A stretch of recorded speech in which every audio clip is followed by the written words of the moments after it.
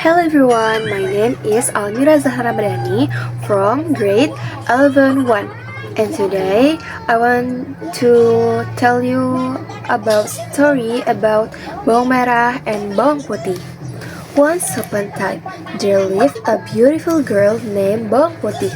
She lived with her stepmother and stepsister Bawang Merah because her father married again. Bawang Putih and her stepsister Bawang Merah have different personalities. Bawang Putih is a child who is diligent, kind, honest, and humble, while Bawang Merah is so evil and cunning, just like her stepmother. One day, her stepmother shouted at Bawang Putih, "Bawang Putih, sit down.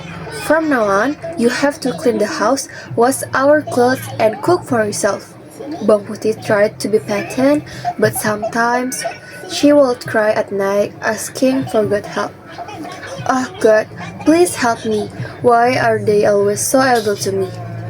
And the next morning, while washing Bawang Merah red dress, the dress was swept away by the river current. Bawang Putih was very worried. Bawang Putih walked along the river bank, but she still couldn't find the dress. After a long walk, she met an old woman. The old woman said she found the dress and would return it if Bawang Putih helped feed her. The old woman asked Bawang Putih to help her with all the tasks around the house. Bawang Putih agreed kindly and worked hard without complaining. After finishing everything, the old woman gave her 2 pumpkins. "Choose one," said the old woman. Bawang Putih picked the smaller one. "Remember, don't open the pumpkin until you get home," said the old woman. The old woman said Bawang Putih reported to her stepmother, and Bawang Merah were angry. They told her to cut the pumpkin and cook it because they were hungry. So, when Bawang Putih opened the pumpkin, she was very surprised. It was full of jewels and diamonds. Her stepmother and Bawang Merah were shocked. "What is this? Where did you get all of this?" They asked Bawang Putih, then told them everything that happened. And the next day, Bawang Merah and her mother had an idea.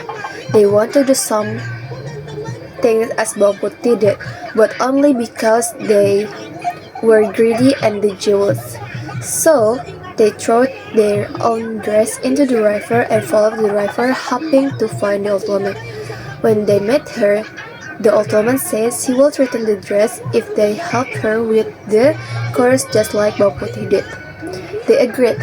Thus, they worked while complaining and showing unhappy face. They didn't do it sincerely, only for the reward. After finishing with the old woman gave the 2 pumpkins. "Choose one," said the old woman. Bawang Merah chose a big pumpkin. "Remember, don't open the pumpkin until you get home," the old woman reminded, but they didn't listen. On the way home, they ignored the warning, and instead of jewels, it was full of snakes. They screams, and she could help them, and they died from panic and shame. But while Bawang Putih lived peacefully, she continued her father's business and lived happily ever after. And that's the end of the story. And now you are going about to the moral of the story Bawang Merah and Bawang Putih.